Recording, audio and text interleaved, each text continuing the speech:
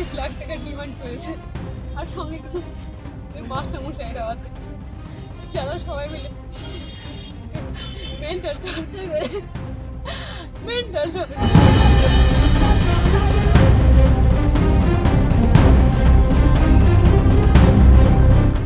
স্কুলের ভারপ্রাপ্ত শিক্ষকের অস্বাভাবিক মৃত্যুর পর অভিযোগের তীর উঠল পরিচালন সমিতির সদস্যদের দিকে।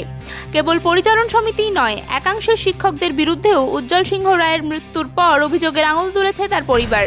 যদিও পরিবারের পক্ষ থেকে মঙ্গলবার সন্ধ্যা পর্যন্ত লিখিত অভিযোগ দায়ের করা হয়নি থানায়। সুনিতা মুর্শিদাবাদের সর্বকালের সেরা এবং ঐতিহাসিক বস্ত্র প্রতিষ্ঠান।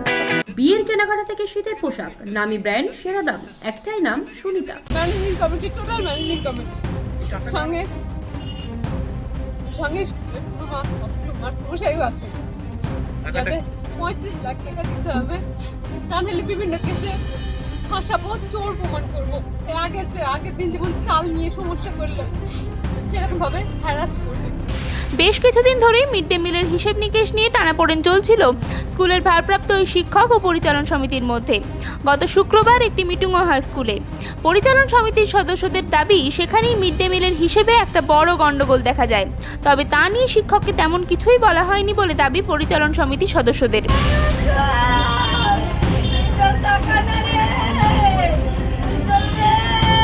অন্যদিকে উজ্জ্বলবাবুর স্ত্রী একেবারে সরাসরি আঙুল তুলেছেন পরিচালন সমিতি সহ একাংশের শিক্ষকদের বিরুদ্ধে।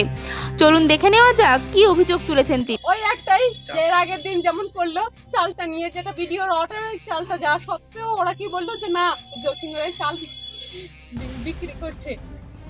উনি কি সেই ওই রকম ভাবে বিনা কারণে ফাঁসাবো, প্রেস করব, এই লোকের কাছে প্রমাণ করব যে আপনি চোর। তাহলে উনি ওই কারণে যদি 25 লাখ টাকা দেন তাহলে এই সমস্যার সমাধান হবে। অবশ্যই বুঝছিলেন তো, যখন যেদিন চাল চুরি রয়েছে, চাল চুরি করলো যেদিন, তারপর থেকেই ওরা এই ডিমান্ড চালু করেছে। আবার শুধু তাই নয়, বলছে যে এটা প্রথমে যদি করতেন তাহলে 8 লাখ নিয়ে মীমাংসা করে দিতাম, কিন্তু এখন 35। আপনি যদি দেরি করেন ওটা 50 লাখ পর্যন্ত উঠবে। অবৈধভাবে চাইছে। মঙ্গলবার সকালে গলায় ফাঁস লাগানো অবস্থায় ওই শিক্ষকের দেহ উদ্ধার করা হয়েছে বাড়ি থেকে। ঘটনার পর খবর পেয়ে পুলিশ পৌঁছে দেহটি উদ্ধার করে ময়নাতদন্তে পাঠায়। স্থানীয়দের দাবি, স্থানীয় বাসিন্দা উজ্জ্বলবাবু দক্ষতার সঙ্গে স্কুল পরিচালন করেছিলেন। ফলে তার এই মৃত্যুতে ছাত্রছাত্রী থেকে অভিভাবক মহলে নেমে এসেছে শোকের ছায়া।